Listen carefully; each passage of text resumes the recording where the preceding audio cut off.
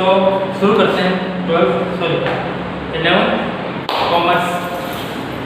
हमारा जो लेक्चर चल रहा है फर्स्ट लेसन जो है हमारा स्वरूप धंधे का उद्देश्य, धंधे का स्वरूप और इस तरीके से हमें एडवांटेज और डिसएडवांटेज का ध्यान रखना है ताकि अपना जो उद्देश्य है वो जो बिजनेस है वो प्रॉफिट में आए। तो पहला उद्देश्य हमें क्या है, धंधे का आर्थिक उद्देश्य। आर्थिक का मतलब होता है कि हमें पहले प्रॉफिट चाहिए, अच्छी इनकम होगी, ठीक है। तो लाभ का उद्देश्य पहला आता है, लाभ का उद्देश्य। धंधे में बिजनेस में अगर लाभ होगा तो आपका जो बिजनेस है वो आगे ग्रोथ करेगा। अगर नुकसान है तो आपका बिजनेस है वो ग्रोथ नहीं कर पाएगा। महत्वपूर्ण संपत्ति का उद्देश्य मतलब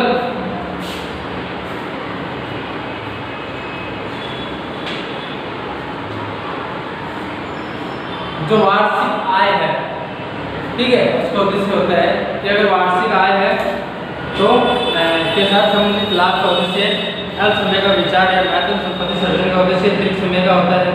दीर्घकाल में धंधे की संपत्ति में बढ़ती हो ऐसी योजना स्वीकृत की जाती है। जब इसके लिए धंधे में मंदी जैसे संयोग में लाभ प्राप्ति के उद्देश्य को प्रयास कर धंधे की संपत्ति टिकाए रखने पड़ती है। अन्य आर्थिक उद्देश्य में जिस धंधे के सामाजिक उद्देश्य समाज को लाभ प्रदान करना, ठीक है, सोसाइटी में, और धंधा विविध सामाजिक उद्देश्यों को प्रदान करता है। समाज बिना धंधे का अस्तित्व नहीं है, समाज के अंदर बिना धंधों का अस्तित्व नहीं है। सामाजिक दायित्व का उद्देश्य है कि ग्राहकों में आय जागृति, अच्छी क्वालिटी का प्रोडक्ट देना तो ग्राहकों में जागृति आती है। और सरकार के नियंत्रण, ग्राहक शिक्षा और ये सब सामाजिक दायित्व का उद्देश्य है, जैसे हमने पढ़ लिया है। रोजगार प्रदान करना, आगे रोजगार के अवसर प्रदान होंगे तो मतलब रोजगार मिलेगा। गुणवत्ता वाली वस्तुएं प्रदान करना, अच्छी प्रोडक्ट, अच्छा क्वालिटी वाला मतलब अच्छी क्वालिटी वाला वस्तुओं को प्रदान करना। अन्य उद्देश्य जैसे मैंने बताया था, अन्य उद्देश्य में क्या होता है, राष्ट्र के आर्थिक विकास, उत्पादन के क्षेत्र में नवीन संशोधन, ठीक है, तो इस तरीके का होता है। आगे धंधा की जोखिमों के कारण, अगर वो धंधा का जोखिम है उसका कारण क्या है,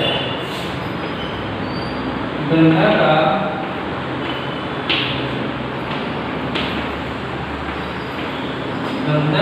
जोखिम होने का कारण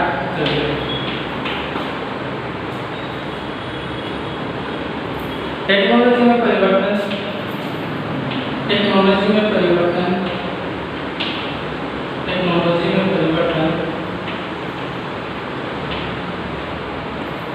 दूसरा है वैकल्पिक उत्पादों का भय, वैकल्पिक उत्पादों का भय,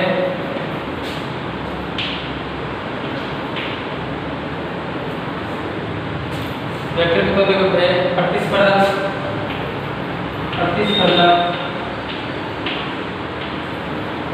प्रतिस्पर्धा, कानून,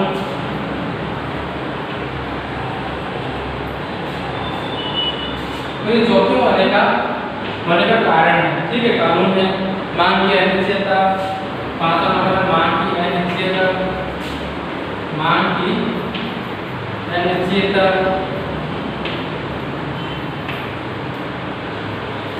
मांग में अगर कमी आ जाएगी क्योंकि वो कस्टमर है वो थोड़ा सेटिस्फाइड नहीं हो पाते हैं। भौतिक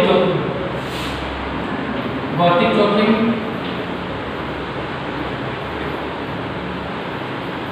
जैसा कि तूफान है, बाढ़ है, भूकंप है, कुछ भी हो सकता है, तो वो भौतिक जोखिम के अंदर आता है। तो पहला टेक्नोलॉजी में परिवर्तन। अगर कोई बिजनेस शुरू कर रहे हैं, हमारे जो मैन्युफैक्चरिंग जो मशीनें हैं, लेटेस्ट टेक्नोलॉजी आ गई, वो मशीनें खराब हो गई, तो ये जो नुकसान है फिर अपने नई टेक्नोलॉजी वाली, ये लेटेस्ट टेक्नोलॉजी तो मशीन है वो अपने परचेज करनी पड़ती है, तो ये नुकसान है, ठीक है। मशीनें भी महंगी आती है। और टेक्नोलॉजी में परिवर्तन हो गया, वैकल्पिक उत्पादों का भय, टेक्नोलॉजी में होने वाले परिवर्तन का ग्राहक वैकल्पिक उत्पादों की ओर झुकते हैं, ठीक है। तो फाउंटेन पेन के स्थान पर बॉल पेन, तांबा या पीतल के बर्तनों के स्थान पर स्टील के बर्तन, रेडियो के स्थान पर टेलीविजन, तो परिवर्तन होता है। टेक्नोलॉजी में अगर परिवर्तन हो रहा है, कभी आप एलसीडी की बिजनेस कर रहे हो, एलईडी आ गया तो क्या होगा, एलसीडी को नुकसान हो गया और इस तरीके से नुकसान हो सकता है। टेक्नोलॉजी में परिवर्तन आगे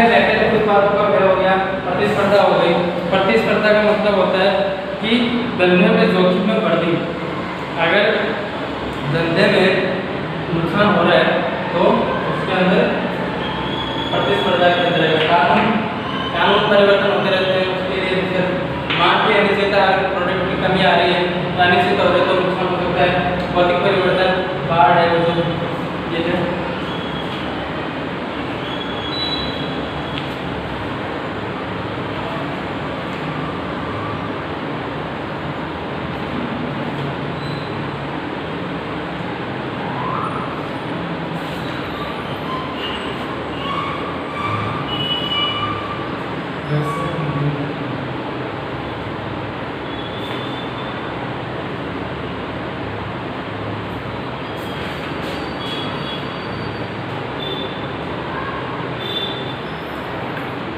तो व्यवसाय का मतलब क्या होता है कि कोई भी अगर कोई भी योग्यता वाला इंसान है, वो प्रशिक्षण, ज्ञान और व्यावसायिक शिक्षा द्वारा सेवा देकर बदले में फीस देता है, उसे व्यवसाय कहते हैं।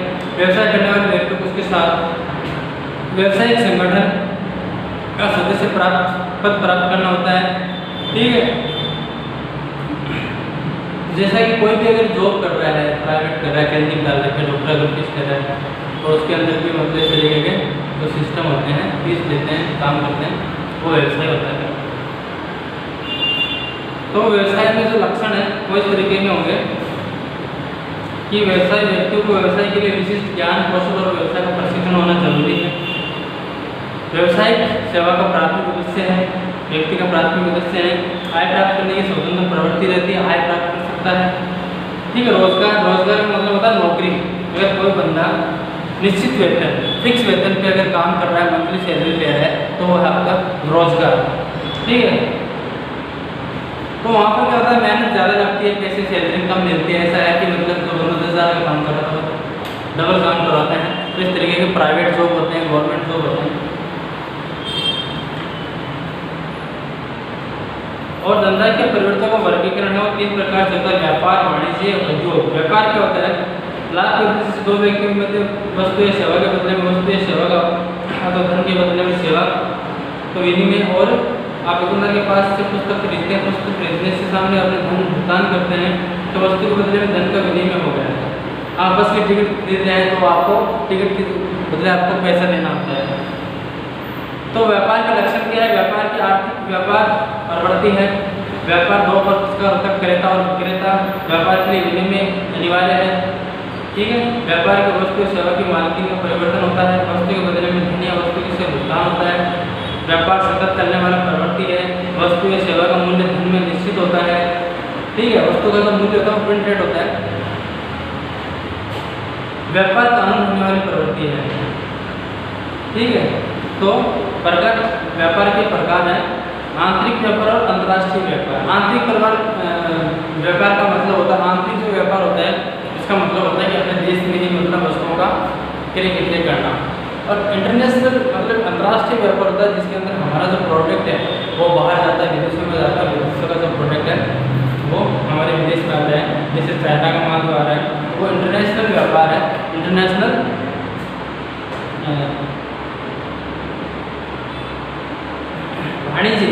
वाणिज्य का अर्थ होता है व्यापार और व्यापार की सहायक सेवाएं। इन सेवाओं में बैंकिंग सेवा, बीमा, वाहन व्यवहार, संदेश व्यवहार, गोदाम और आड़ती की सेवा का समावेश है। व्यापार की इन सेवाओं के कारण व्यापार में दृष्टि से विश्व एक बाजार बन गया। वाणिज्य शब्द व्यापार का समावेश होता है। वाणिज्य आर्थिक प्रवृत्ति भी है। ठीक है, वस्तु की समय और धन उपयोगिता में वृद्धि करता है। सहायक सेवाओं में निरंतरता होती है।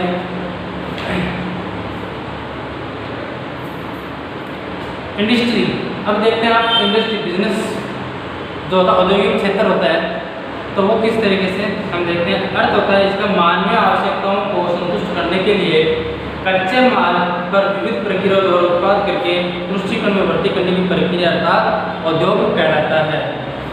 लकड़ी से फर्नीचर और कपास से कपड़े का उत्पादन होता है, इंडस्ट्री में होता है। प्राथमिक उद्योग, गौण उद्योग और तृतीय उद्योग, 3 वर्गीकरण में बांटा गया है उद्योग को, इंडस्ट्री को। तो प्राथमिक उद्योग क्या है, उद्योग ऐसा उद्योग जो केवल मूलभूत उद्योग है, समुद्र, भूमि, हवा के साथ जुड़े रहते हैं, प्रकृति पर निर्भर रहकर उत्पादन प्रवृत्ति की जाती है। भूमि पर कृषि, पशुपालन, मुर्गी, बतख पालन संबंधित है। मत्स्य तो वर्गीकरण उद्योग का वर्गीकरण पहला है प्राथमिक उद्देश्य, यानी प्राथमिक उद्योग के अंदर आता है। जैसा कि पूरा सिस्टम होता है वो प्रकृति पर डिपेंड करता है, वर्षा पर है, वर्षा पर डिपेंड करता है। फसल, पशुपालन, मुर्गी पालन जो है खाने का जो प्रोडक्ट आता है वो प्रकृति पर डिपेंड रहता है। चाहे मत्स्य पालन कर रहा हो या मुर्गी पालन कर रहा हो, जो प्रकृति में मिल रहा है उसी में अगर कोई उद्योग बिजनेस शुरू कर रहा है तो वो प्राथमिक के अंदर आएगा। गौण उद्योग तीसरा जो है, सॉरी सेकंड जो है गौण उद्योग होता है वो यंत्र और टेक्नोलॉजी के से रिलेटेड है, ठीक है, उससे हम सहायता कर सकते हैं। तो प्राकृतिक संपत्ति को उपयोग बनाकर ग्राहकों तक पहुँचे इस दौरान की जाने वाली प्रक्रिया अथवा गौण उद्योग अथवा खाद्य उद्योग, रंग और रसायन उद्योग और स्टील उद्योग होते हैं। प्रत्येक उद्योग का मतलब होता है विशाल क्षेत्र। प्राथमिक और गौण उद्योगों की सहायता और सेवा देने के अलावा ग्राहकों के बहुत पास होते हैं, तो प्राथमिक और गौण उद्योग द्वारा उत्पादन किया जाता है। इस प्रक्रिया द्वारा ग्राहकों के लिए अधिक उपयोग बनाया जाता है। डेयरी उद्योग, शीतल पेय उद्योग, बैटरी उद्योग, तथ्य उद्योग में वाहन व्यवहार, बैंक, बीमा, गोदाम, आर्थिक सूचना संचार और सेवाओं का भी समावेश होता है।